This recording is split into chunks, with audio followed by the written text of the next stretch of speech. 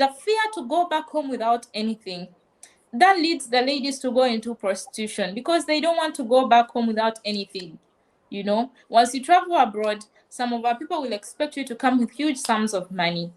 You understand? So the fear to go back home without anything also causes the ladies to go into prostitution.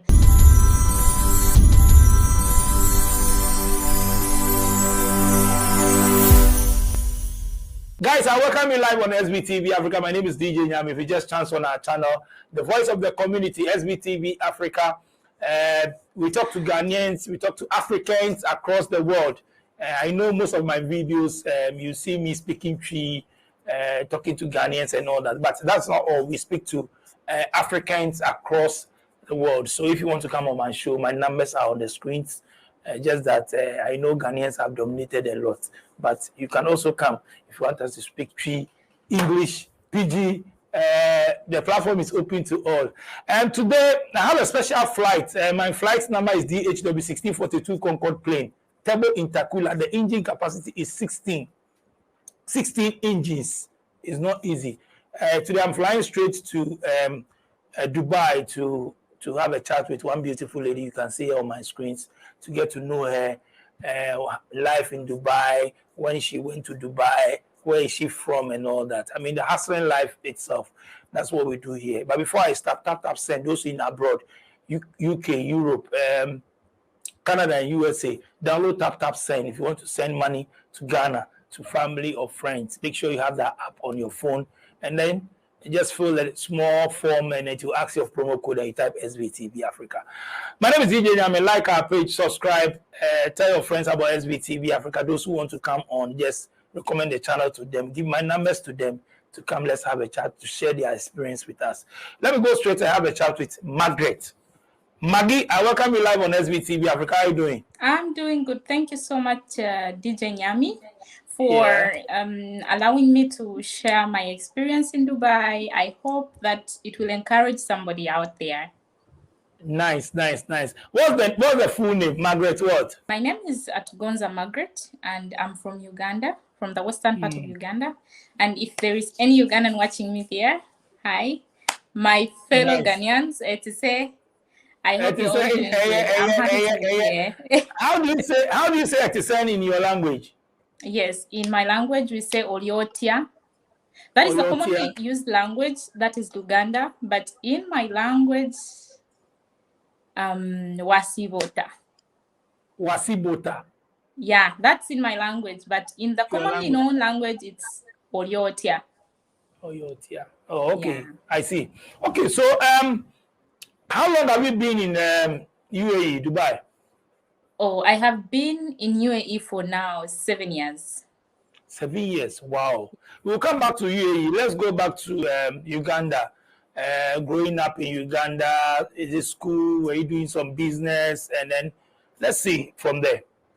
Yeah, growing up in Uganda, I grew up from the western part of Uganda, but when I was about 10 years, I moved to the city to stay with my father because he was working in the city, and I went to some schools in the city. One of the schools was called Buganda Road, and now it is sold out. It is called Shalom. And from there, I moved to secondary school. The secondary school was led by one European guy. So that school was really, really good. But because I was so much active in other activities like singing and all that stuff, my parents were like, maybe you will not focus on studies. So they shifted me to another school, which was more serious. It was good. Then after I was done with secondary school, I think you call that one GHS High, something like that. That is, after that level, I would have joined the university, but rather I came to Dubai because we didn't have enough funds by then. So I came to Dubai to hustle. That's how I came to Dubai. How many siblings do you have? I have 6 siblings. 6. Okay. They are all in Uganda, right? One is here. She's already here working. Okay. She went there before you, right? No, I came Or first, you and went? then when I was here, maybe after like 4 years, then she came also after schooling. Oh, okay. Oh, okay. So let's talk about your country. I mean, Uganda. I mean, um, tell us more a bit about the place and all that. Let's get to know the hustling life there in Uganda and all that. Basically, in my own opinion, what I will say is my own opinion. Uganda is a land of opportunities, but the only thing is that you need to have the capital for you to get those opportunities. Uh, Me personally, I'm a business minded person. So I think that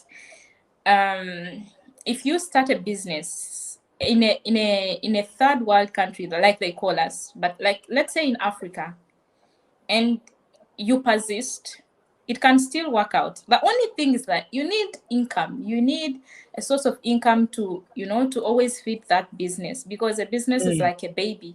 You always have to mm, feed it until it grows. So mm. Uganda, you can really make it, but from where I was coming from, I had to start on my own. I had to start a business on my own. And starting a business on my own, I needed money. So that's the more reason as to why I came to Dubai, to get funds and Oh, to, okay. yeah. Oh, okay. What are some of the, you said you have it's a land of opportunity. So what are some of the opportunities that you have back then in Uganda? The biggest opportunity in Uganda is farming in general. Like, why farming? Because it's actually our backbone. Even when we were schooling, that's what they used to tell us. Farming is our backbone as Ugandans. We have fertile land. We have good weather. We have, I think, like 2 farming seasons in a year. Mm, Yeah, mm, where you can plant a whole lot of things. And even though you're going to specify, let's say for example, you want to do cattle rearing or goats or something like that, it will still work out, because we don't have that season where it's too much water and you will not have enough water for the mm. animals or something like that. I Yeah. know farming is good, but let's talk about, since you mentioned farming, um, most of the youth where I'm coming from, we don't push, we don't project as farming or the agri sector that much. But I want to know from your end if uh, they make it attractive, they push the youth, they educate you people to go into that field. Actually, they do. They do. They do. Mm, And but because of the mentality that most of the youth have, like us, okay, even me coming here, I didn't even think that maybe I will start a farm or one day or something like that, okay, mm, because as a youth you want money as fast as you can, so that you will have your own house, your own car and all that stuff, like quick money, of which farming mm. cannot do that. Farming, you have to be patient for you to gain out of it. So they really support it, but I don't think the youths will always run to it. Just a few of them. They are not Yeah. interested that. Yeah, most of them are not interested. Most of them will be like, I want to do a business, I want to do selling, things from China, blah, blah, blah, and stuff like that, generally. Wow.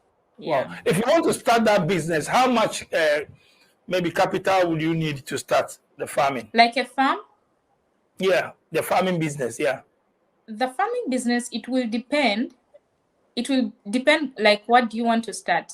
Do you want to do farming like the crops, say coffee or something else, or maybe do you want to have animals or something like that? Yeah, you talking about the okay. So you that's why I asked you which one is moving. Then you say farming. I mean, so I want to know if it's the livestock or the crops. Which one? Like the livestock will do more, because people love eating, and most of the times it is the goat's meat. For us in Uganda, the goat's meat is more expensive than any other Mm, meat, and mm, the cow's meat and all that stuff. So if mm, you ought to start a farm, you need a piece of land for first of all, and that one will take you, for example, like a piece of land. It will take you on a minimum in the village. That will be like 5,000 dirhams. 5,000 dirhams is about, I'm not quite sure, but like you can do the math over there. Yeah, Okay. so that is only for the piece of land. Then you need, like, on minimum, if you have, like, let's say 15,000 dirhams, that one can help you for the beginning. But because it is a business and you want it to grow, then you have to have Mm. another source of income that you'll be Mm. getting. For example, you're feeding, you're eating, and all that stuff. So you cannot be Oh. relying on farming in the beginning at all, only that, and you expect it to get you money. You understand? So you have to have another source of income if you're to do farming. Mm. So that it will, so from the other source of income, you will be, getting money to push into the farming business before Mm. you can gain profit. Okay. So you see the plan that you have now. Let's talk about Uganda. Do you guys have any structure that you can go in for support, as in maybe they should support you? This is what you want to do. They give you some kind of funds to support to start. Not really, not like really funds. How are they going to support you is that, for example, if you're into cattle or maybe any type of farming, if there is an outbreak, for example, an outbreak, there is the leaders of that village, or doctors of that village, they will come and inform you that there is an outbreak. So you have to treat your animals or something like that, or maybe they will help you to treat your animals, like for a certain cost that is a little bit lower than normal. Mm. That's the only Mm. thing they cannot help you to get those funds. So they cannot patch a So going Devi. for loan and all that, it doesn't work there. It works, but in my own opinion, I have worked in loans before when I had just finished my my high school. But if you're starting a business without having Mm. any other source of income, you getting a loan, it's not going to work out for you. I cannot advise anybody for that. So the best thing is that, like, I had an opportunity, or maybe I tried to come here and get some money, okay, then later go back home. I can Mm. maybe start a business like that after Mm. I have gained the capital that I want, and I have set up myself, I have a side income and all that stuff. But for example, if for a person who is in Uganda, they don't want to travel because there is Mm. a lot of difficulties while you're traveling. So what I would suggest them to do is um, start a business. If you're interested, for example, in cooking, you Mm. can do cooking and get Mm. money. But Mm. like, because we have gone to school and we have maybe better ways of approaching, for example, a restaurant, bringing better quality things, bringing better quality food, that one would work for a person who doesn't want to travel. And another thing, also exporting things or importing things into the country, that one can also work for a person who doesn't want to travel. But if you're willing to travel, then to set up yourself, be patient and come and hustle, and then you get the money, then you can start. Talking about traveling, why did you choose to go to Dubai? I mean, there are so many countries. So why Dubai? And what did they tell you before uh, you decide to consider going to Dubai? Actually, Dubai is easy to enter. Oh, Then, Dubai is it's easy to enter from your end. yeah, that was then. But now it is quite difficult because they have changed a little bit of some laws and all that stuff. Yeah, So Dubai is so easy why to did you enter. choose to go there? How did you get the job? Is it like you went there and then you went looking for a job, or you got a direct employment, or how? My first 2 years, I had a lady who went to Lebanon to work. Okay, she was working with my father then. Then she told me, because you're less of funds and all that stuff, so you can go to any Arab country, work, and then you can come back and start any business that you want. Because then I was selling fresh fruits, like supplying them to people who work in offices and they don't want to come out to Mm. look for food and all that stuff. So my capital was really low and I needed money to join the university. So she told me, you can go and work, then you can come back and continue with your studies or set up a business, something like that. So she connected me to a man who later connected me to these people I first worked with. Mm. Yeah. Before going there, there were so many news coming from there, people Oh complaining yeah. and all that and all that. But before Oh going yeah. there, did you ask? Did you get some information? What did they tell you that convinced you to go? Aside you going to work to get money, Actually, I was not convinced. I was determined. you were When determined. this, Okay. yeah, when the time that this lady told me that, it was a very hard time. Mm, Every day you would see news on TV. Every day we would sit to watch TV in the evening, watch news and all that stuff. It was one or two ladies who have died coming from Arab countries and all that stuff. mm, But I was determined and I knew what I wanted. I knew where I was coming from.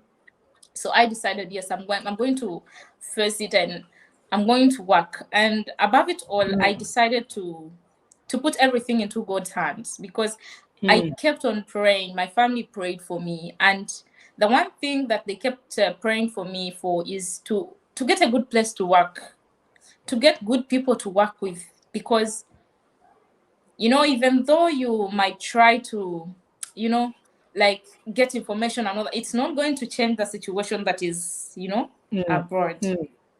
But the only thing that I think that maybe can change the situation is God giving you the favor, helping you, finding nice people and all that stuff. It is hard. Before going there, what did your parents say? They at a point they said no, but Why? I was I determined. know you asked question why. I didn't ask questions because I was seeing whatever was going on. Yeah, So when we they said used to no, then watch what news happened? on What TV. changed? I You told them I'm insisted. going. I told them I'm going. I need the Your money. parents says no, and you said you will go. Yes, I said I need the money. I came from the village. I'm not going back to the village. I must make it in the city. And if the city is getting tougher, so we have to get tough and face the other challenges that are abroad. Okay, so let's talk about Dubai now. Now, when you got the job and all that, I'm sure they told you the amount they are going to pay you and all that. Yeah. And comparing it, where you coming from, what's the difference? Oh, the difference was much. The difference was much.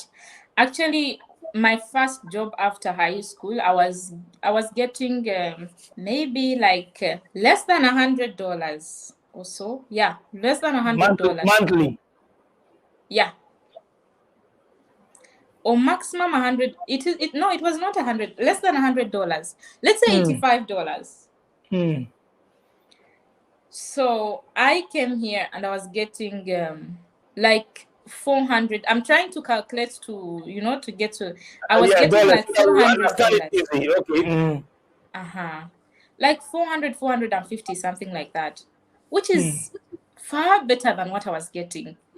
So despite the challenges that I know I'm going to face, I was ready and determined to get that. Let's talk about Dubai when you got there. I mean, all what they told you and the lifestyle, the kind of job you are doing. What do you do? Is it like housemaid or what do you do? My first job was a housemaid, but before I left Uganda, I spoke to my boss, okay? Hmm. And she told me she need me to teach her children. That is the main reason she brought me. Hmm. So I told her teaching what? Then she was like English and math. I was a good student in math back in high school and all that stuff. So I was like, okay, that is going to be easy. Then she told me that you will help me some of the housework, but the main job is to teach my children. I want them to learn English. And indeed, I will not lie. Because we prayed and we asked God, that was what I really came to do. However, coming from Africa, the behavior of children is quite difficult. It is different from the one that we see here. So coping up with the behavior was difficult. Hmm. Yeah, that was the only difficult thing. Apart from that, I didn't face any challenges, not getting paid. No, no, no, no, no. I didn't face any challenges like that. Before moving to Dubai, did you pay for your flight tickets and all that, or they paid everything for you? We actually paid a fee of 3,000 dirhams, we paid a fee of 3,000 dirhams. Mm. And 3,000 dirhams is how much? You can do the math, I think, in dollars or something, so that everybody will understand. Mm. Yeah, so that's what we paid. And that was all. Yeah. Oh, okay. So are you still with the or you've moved from that job? You're doing something different now? No, I'm now doing something different. So I focused on teaching. What I do is that I find different types of families to teach. If there is any other job, even if it is cleaning, even if it is any other job, I'll go and grab it. Because you need to save. You need to save to the maximum to go back home, because my dream is not to stay here for the rest of my life. No. My dream is to So come to now, Ghana and maybe stay there. oh, you want to come and stay in Ghana? Yeah, so are you not seeing that I'm Oh, wearing jinyame? yeah, I've seen it. Why do you have Ghanaian friends? I'm married to a Ghanaian. Oh, you are married. Ah, you are Yes. not telling me that you are married now. Well, Yeah, oh, yeah. tell us more about it. You met in Dubai. Yeah, we met in Dubai. Oh, I see. You are married. Okay. Oh, when did you Yeah. get married? Actually, he came home to Uganda 3 years ago, and then last year in November, the end of Hmm. November, we went to Ghana to get married also. Like, Oh, we did the oh, traditional wedding in Uganda, and then we came to Ghana last year to do the church wedding. oh, nice. How did you met? How we met was really, really funny, because I Hmm. was I was going out on Christmas Day, and I didn't know about around Dubai, because the 2 years I had Hmm. stayed in the house working for these people, I didn't Hmm. have any access of going outside and all that stuff. So this day I was like, no, I'm now going out. I have to find my way, at least tour Dubai and all that stuff. So I just went outside with my friends, and we wanted to use the metro because the taxi was very expensive. Hmm. So we stood by the roadside, and we wanted to cross to the other side to find Hmm. the metro line and all that stuff. Hmm. So I saw this guy, and I was like, I have to ask him, because I don't know where I'm going. So let me ask him. So this guy was so kind. So he told me, okay, I'll take you around. He took us until the station where we were supposed to exchange to go to the one that will take us to Dubai Mall. Hmm. So he took my number, and then he was like, in case you arrive, or you can call me, or maybe I'll also call you to make sure say you have arrived. I said, this guy is too kind though. So after that, he called me immediately. I arrived in Dubai Mall. The guy called me as like, okay, I have arrived. So from there we started talking, and then we became friends. After becoming friends, and now we are married. Oh, I see. Nice. Do you have kids? No, we don't have kids yet. Oh, okay. Okay. So you've Yeah. been to Ghana. That's nice. I mean, how long did you stay when you came to Ghana? Or because I my work schedule then, because we were having school going on, and that's when I usually have some money. Hmm. So Hmm. I only stayed for only 3 weeks, Hmm. but it was Hmm. really nice. It was nice. Hmm. Yeah. Hmm. Hmm. I see. So you enjoyed yourself when you came to Ghana, right? You had Yeah, fun. yeah, yeah. It was nice. It was nice coming to Ghana. My fellow Ghanaians, Wow. I greet you all. Wow. I see. So both of you are in Dubai now. I mean, I've had a chat with a lot of people. They complain about stuff happening there. A lot of them are jobless. Some of them with a lot of I mean stories happening in Dubai. Tell us Yeah, what's yeah, the yeah. situation A in lot Dubai is now. really, I really mean, happening. A lot is mm, happening to I have some friends who are really also facing that, being jobless. Sometimes you even get a job, but they don't want to do for you an employment visa and all that stuff. So it's a struggle. You understand? Unlike the past few years, when I had just come here, life was not like this. But recently, life has really changed in Dubai. It has changed. It is too much difficult. is Like, it because a lot of people are coming there, or what? I think a lot of people are coming here, and how are they coming? They are coming in a wrong, like in a wrong way.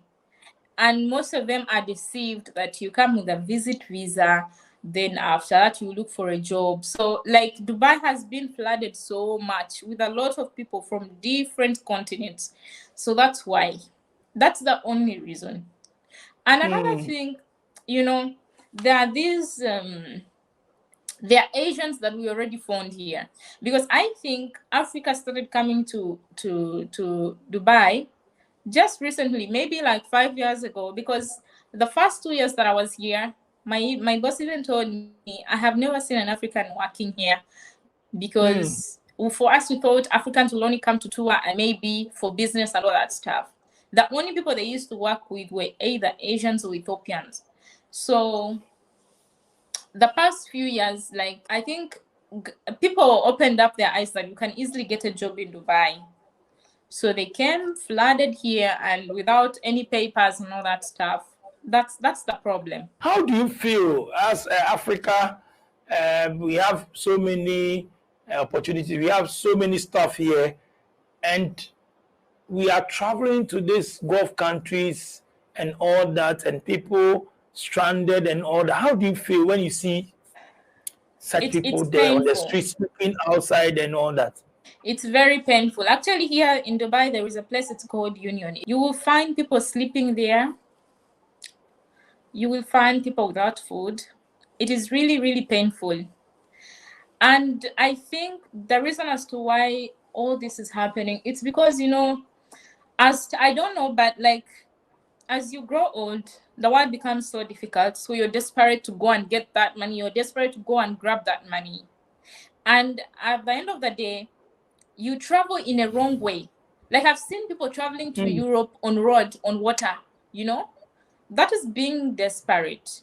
And we cannot blame anybody for being desperate because it is tough out there. But in my own opinion is, if you're a youth, okay, and you want to travel, if you're a youth and you want to travel, let's say, for example, you just finished high school, find ways and means, travel as a student. That one is easier. And that one is okay because you have traveled with a student visa. So you have an opportunity for you to work with that student visa. But I have seen stories of some of our West African friends from Nigeria, in particular. That's what I have seen. They travel with their family, with their children, husband, and they get stuck there, which is really, really bad. And some of them have sold their properties. It is very bad. It's better, in my own opinion, if you have children and you're in Africa and you wish to travel, I would suggest you be patient, work so hard, save for the children. Even before you give birth to those children, save for them so at least they can have an opportunity to travel in the right way. Maybe you can help them to travel on a student visa. Then they can go there and start a life. Other than you selling your house, selling your car to travel with your children that you want to get for them a future in. So Maggie, does it mean the only way we can make it is to travel outside our Not really. country, abroad? No. In my own opinion, you can make it even without traveling. Because why am I saying like that? Because somebody might say you're in Dubai, okay, and you have been there for 7 years. So why are you saying that it's not the only way it's not the only way to make it? First of all, if you travel without information, you're like a person who is staying back home, or maybe they're even better than you.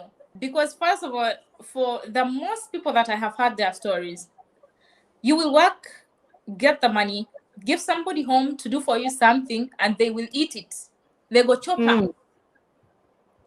You say they go chop up. Now, are you better than them or they are better than you? You go back Mm. home, you are zero, you understand? Before you can even travel with information. Before you can even decide to travel, first get some information, first get some details. How are you going to get a plan? How are we going to do it? And for the people who are watching me and you're in other countries, don't send money back home for anybody to do for you something. Are you talking from Don't. experience? Have you tried investing or doing something back home and then your money has been chopped? For me, it is the employees who disappointed me. It is very hard to manage a business while you're here. I wouldn't be here now because I planned for 4 years to be here, then go back home. But by the time I finished my 2 years, I went back. My business was Yes. So, bounce back to my question. Does it mean we trust issue is the problem? You travel, maybe you try to bring back home to invest in where you're coming from and all that, and then the people you send the money to, the people you've invested your business to take care of your business for you, then they mess it up. Is it a problem we have? it is not a trust issue. It is us failing to understand that everybody has a problem. So whoever you're giving that money to help you to do a business for you or maybe build for you a house, they have a problem. And the moment money is in their hand like this, somebody said sky and money is life. So for example, if they have money and they want to save a life, they will use it, even though it is not theirs. It doesn't matter. So the thing is that I would advise everybody who is abroad or everybody who is trying to travel, save your money, let it be in your hand. Once you find time, maybe after 2 years, go back home, invest that money in whatever you want to invest, do something, or maybe buy a piece of land, then go back and set up yourself, come back, as long as I don't know how many years you want to stay there. And then when you come back home, if you want to start a business, then you can start. A good investment whereby it can never be stolen, can never depreciate, it only, like, the profits always increase, is land. You can buy as many pieces of land as you want. You have your land title with you. So once you go back home, you can sell, let's say, like 2 pieces and then start a business. So that means trying to invest in Africa, you need to be here. You need to When be you there. set up a business, you need to be here to manage Yes, your that is thing. my But opinion. if you set up a Yes. business and you leave it and you go, they will collapse it. It will collapse, pa. It will collapse. Hey, it will collapse. I'm not saying that there are no people who can be trusted, but We have out good of people. 100, it is only one. Out of 100, only one. Out of 100, it's only one, because people have problems. Even though they want to help you, even though they want you to trust them, still they will get a problem and they want to use that money that you have. Because I don't know whether it's the mindset that people back home have. When you travel, maybe they think the money is just coming like this, like this, like that. Yeah. Do people call you that they want to come to Dubai? Do you get messages? They call you, oh, Maggie, I want to come in from Dubai, from Uganda. Do people call you? Yes. Yeah. What do you I tell have them? I have actually brought maybe more than 10 people to come and work here. But the problem with our people, when they come here, like, without struggling, you have helped them with a visa, passport, ticket, everything. They've just come for free. It's just like this. When they come, they start playing, because it didn't cost them any dime to come here. Some of them, they know the reason as to why they are here, but most of them, because they came for free, they will just be playing around. Maybe when they face any challenge, they will give up soon. Let's talk about prostitution. I learned a lot of these African ladies are into prostitution and all that in Dubai. How true is it? It is very true. I will not say it is not true. It is very true. And that one also, I would say it is because of being desperate, wanting to get money so fast, and coming here without papers, coming here with only a visit visa. It is a visit visa, for crying out loud. Once it is done, they want to throw you out of their country because you said you're coming to visit and the country is open. So if for example, people don't want to go back home if their visa is done, why? Go back home. It is not the end of the world. There are always opportunities waiting for you there. Why would you sleep here hungry? Yet your family can provide for you food back home. You failing does not mean that it is the end of the world, or maybe you can never make it. Go back home, try afresh, come in another way, come with a direct employment. If getting a job has failed with that visit visa, it is okay. If others get it and you have not gotten it, it does not mean that you have failed. You can still make it. You can go back home and then try to come in maybe another way. Maybe you can make it. But the fear to go back home without anything, that leads the ladies to go into prostitution because they don't want to go back home without anything. You know, once you travel abroad, some of our people will expect you to come with huge sums of money. You understand? So the fear to go back home without anything also causes the ladies to go into prostitution, of which I don't think it is right. You don't have to be scared, you don't have to fear, because even though you have money or you don't have money, people will still talk. You might go back home with money and people will be like, ha, she's now even bragging, or she's now bragging. So you have it or you don't have it, it does not make any difference, in my own opinion. Let's talk about Ugandan community in Dubai. Are you guys close there? It depends. It depends. Like some are not. I really Let's see don't the have. lifestyle, the unity. Are you guys for each other?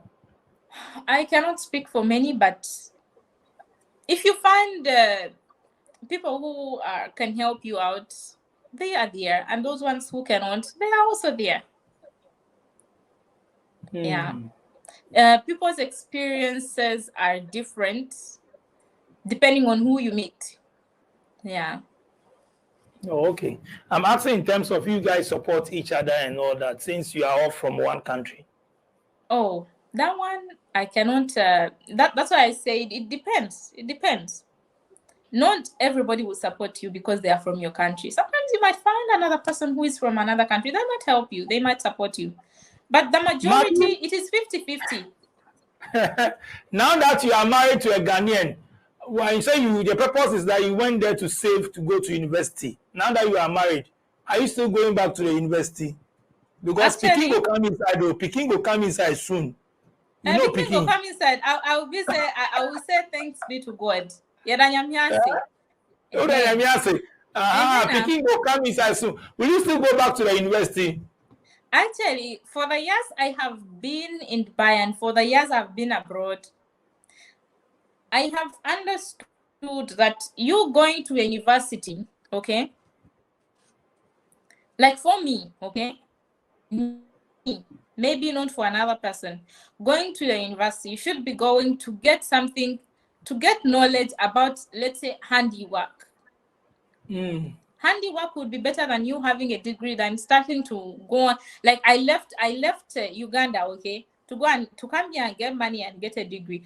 After getting the degree, is the job going to be easy for me to find? Of course not. There are so many graduates who are even here, they fail to get the job in Uganda. So why will I go and get a degree? It is not going to help me. And me being the kind of person I am, I don't like the idea of going looking for a job. I have always been like that. Even since I was a child, my father used to ask me, what do you want to become? I said I wanted to become a businesswoman. So me being the kind of person and mentality I have, I cannot go to look for a degree. That's nice. Thank you so much, Maggie, for coming on my show. And then greetings to your Ghanaian husband. We're looking forward in future. Thank you so much for having me. It's been nice talking to you. And all that. Thank you so much. Big shout out to your husband, okay?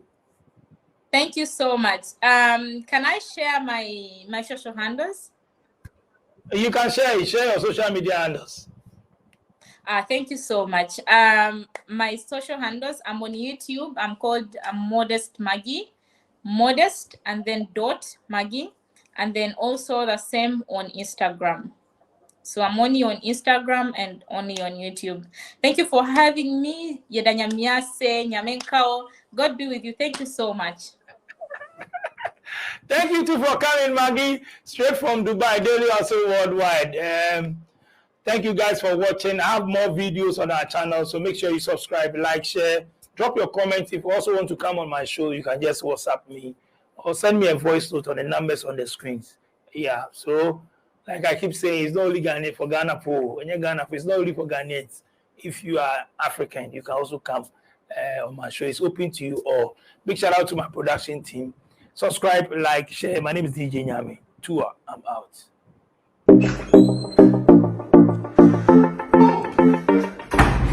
Hi there, my name is Calibos, the only boss with one S. Happy new month to all of you. Welcome to a month of new possibilities. Do you know why life has been made so easy? It's because of Tap Send. People, Tap Send is here to make your life easy if you want to transfer money to Ghana, if you want to transfer from USA, if you want to transfer from UK, Europe, Canada, a lot of places all to Ghana. And guess what? When it comes to Ghana, there's no e-levy charge. So, what are you waiting for? Download Tap Send on Google Play Store and App Store and be ready for exciting offers coming your way each time, every time on Tap Send. Tap Send. Send more, spend less.